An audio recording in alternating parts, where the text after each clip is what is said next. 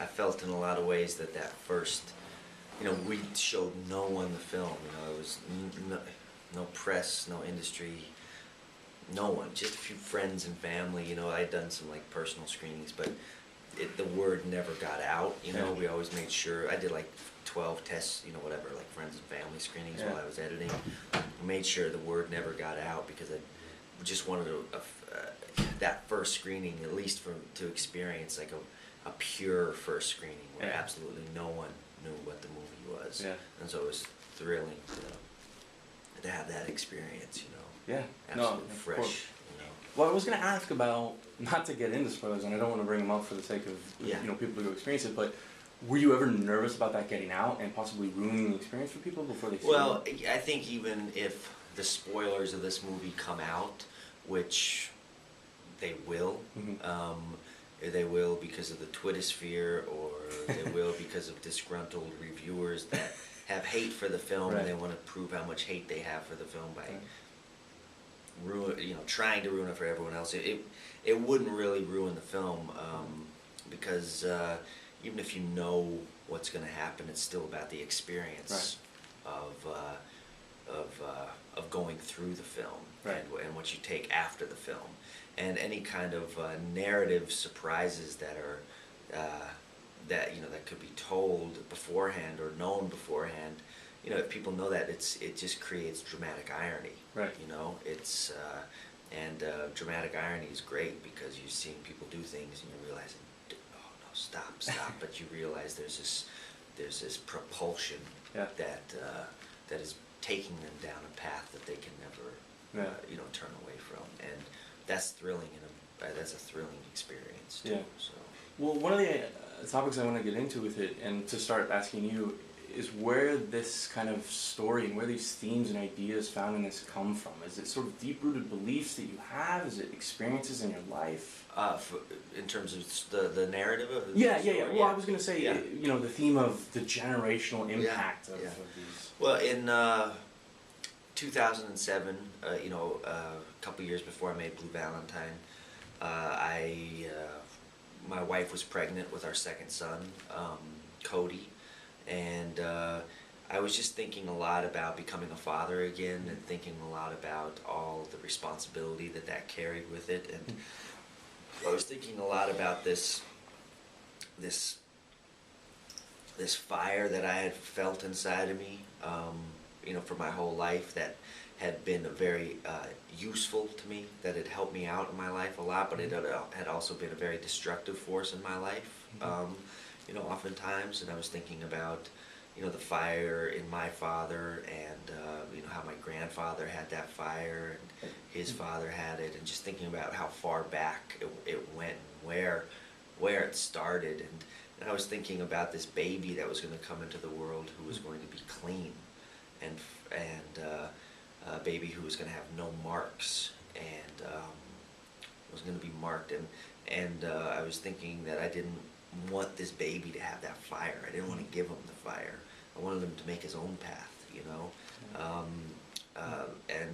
so I started thinking about legacy, and at the same time I was also reading, in that 9 months that my wife was pregnant, I was reading trying to read everything that Jack London had written, and I was thinking a lot about this calling back of the ancestors, and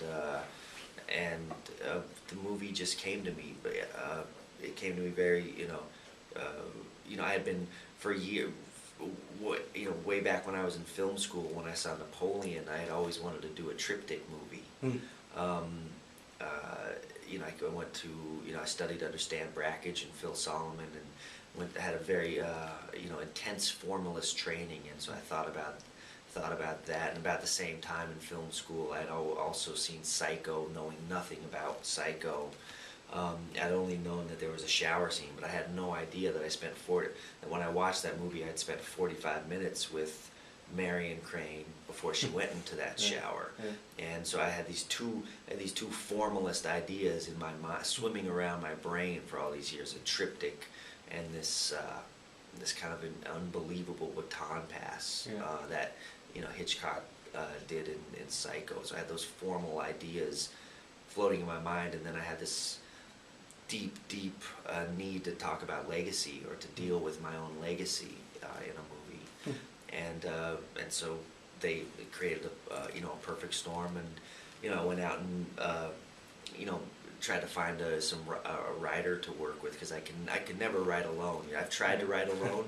I tried to write a script called The Man with Purple Eyes alone, and I got yeah, it could be good, but I got to page 10, and then I went back and I rewrote the first 10 pages again, and then I went back and then I wrote the first 10 pages again, and that went on for like 2 years, and it was. And I realized that when people do this like crazy, it's about going over and over things and over things, right. and that's why I love movies, is because I'm no good alone. I can't. I need people to collaborate with, to bring things to light. And so I met Ben Cocchio at the Donut Pub in New York City, and I told him these ideas about legacy and the formalism, and Ben and I just hit it off. We had an immediate reference in that Goodfellas was our favorite movie of all time, and that we had both seen it 30 times, and we had all of our ticket stubs still from when we were 16 years old and saw it. Awesome.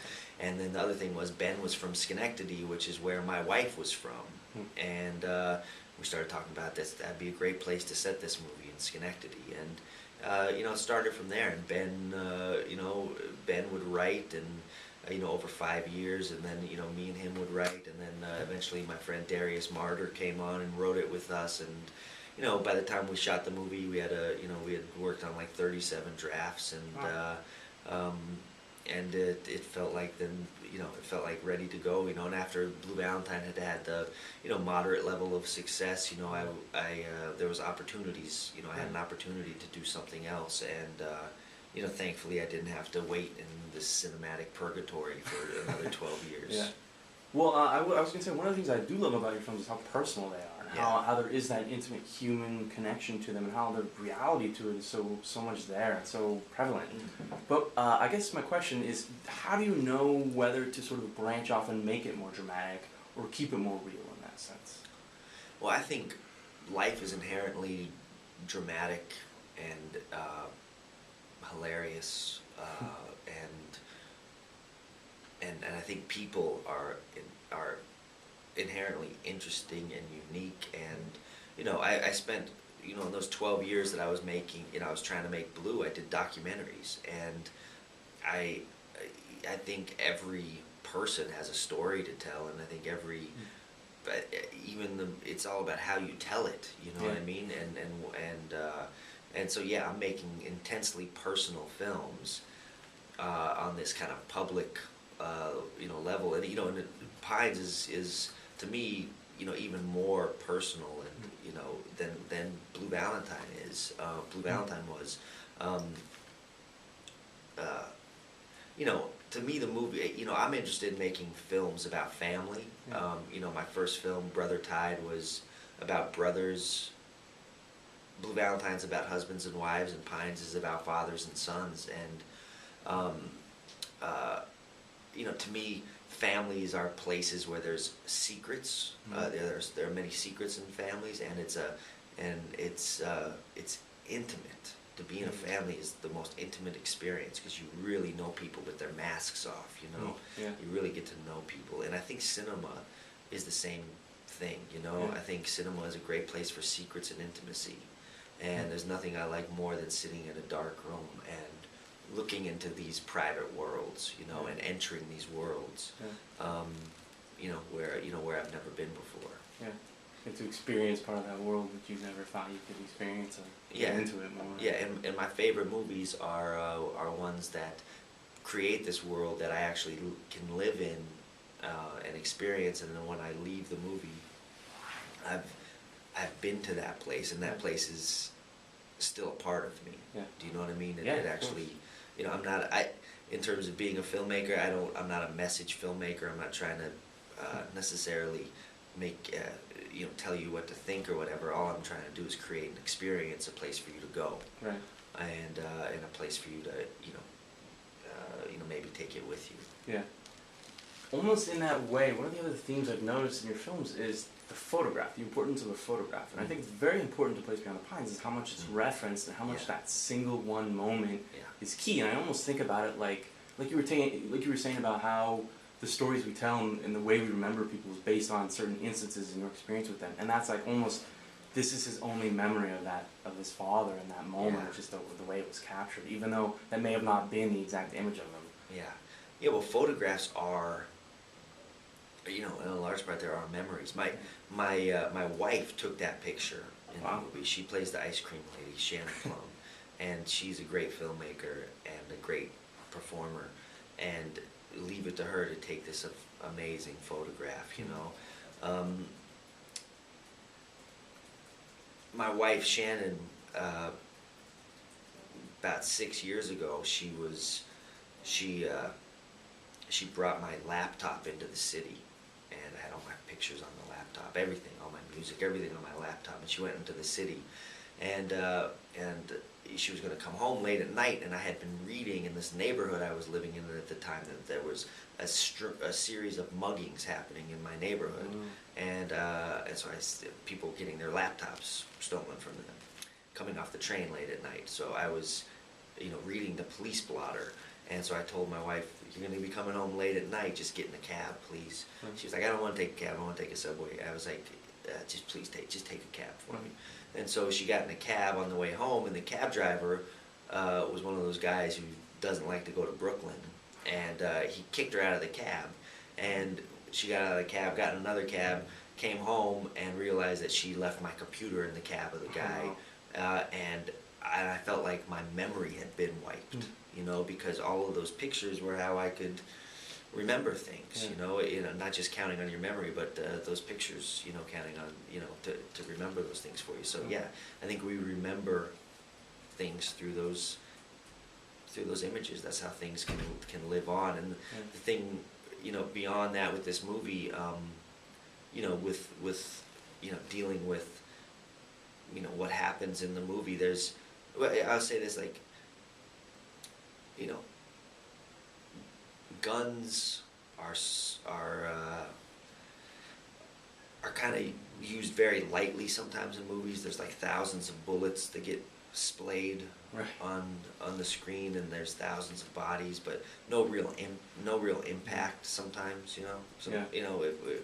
If done in a way that I'm not a fan of, and I hate guns so much that if I was going to put a gun in my movie, I wanted it to have a lasting imprint, and for whatever the reverberation of gun violence, I wanted you to feel the actual experience of that absence of what void it could leave behind, and how those voids can then haunt,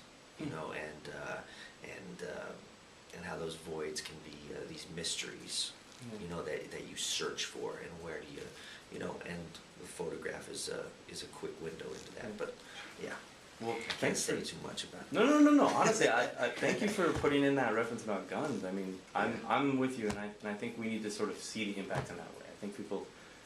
Anyway, not to get into the whole political topic, but I also wanted to ask about your musical choices and how much music plays an inspiration in your life. Because in this film in particular, not only the music you use, songs, but also the score itself, I found very, very foreboding in a sense. Very, almost a necessary way to connect all three of the pieces throughout the different generations. And I was wondering if you could talk about how that score came together and why it's used, and also just about your musical inspiration and how you end up using the songs you use in the film. Music is, I love music. And when I was 16 years old, living in Denver, Colorado, I saw Mr. Bungle play at a theater, and Mike Patton was on stage, and he was wearing a bondage mask with horse blinders. And I saw there was a bald guy in the front row, and I saw Patton was licking this bald man's head. And from that point forward, he became my hero. And I always dreamed of working with Mike Patton. I always found his music to be so cinematic. I used to, in my high school films that I would make, I would put Mr. Bungle songs on the soundtrack, and I just always, it was a dream. just an adolescent dream of mine to work with him.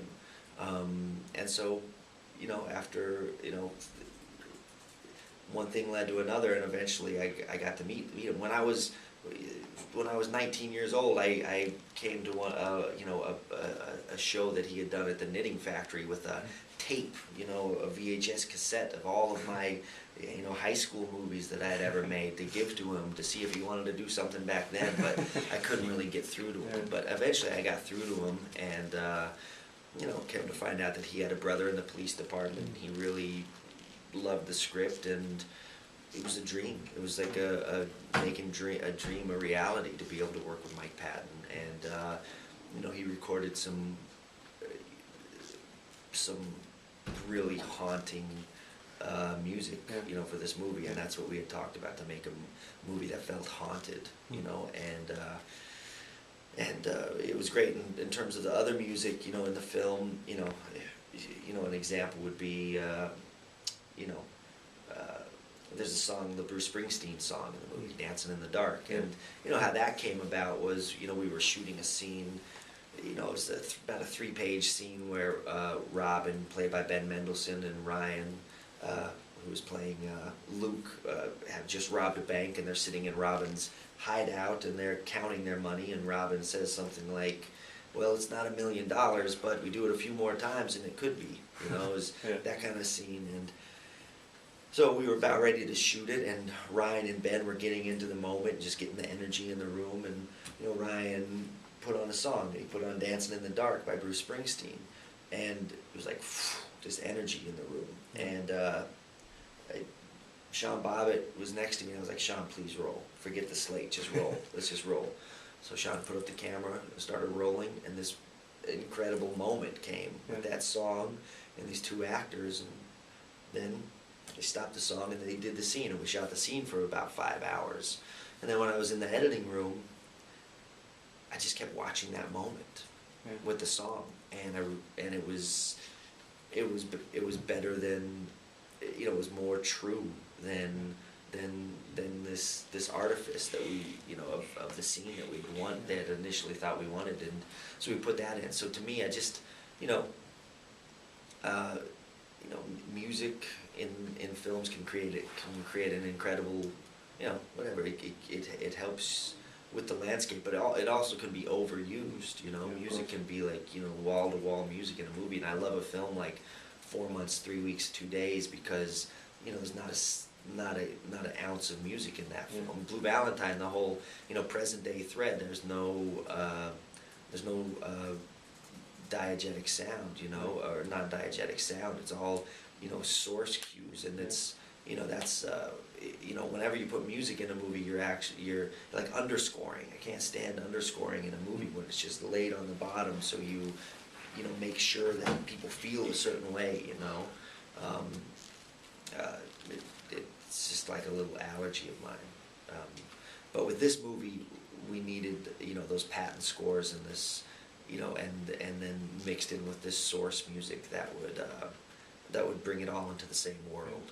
You know, unify those 3 stories, because without, you know, the music helps make it that one place. You know, and also with, you know, with Sean Bobbitt's photography, it's all the same place. It's not like between stories we switch styles. It's all the same world. Right. Well, I think it works, and I think it does well. But I have to wrap. But I just want to say thank you again. And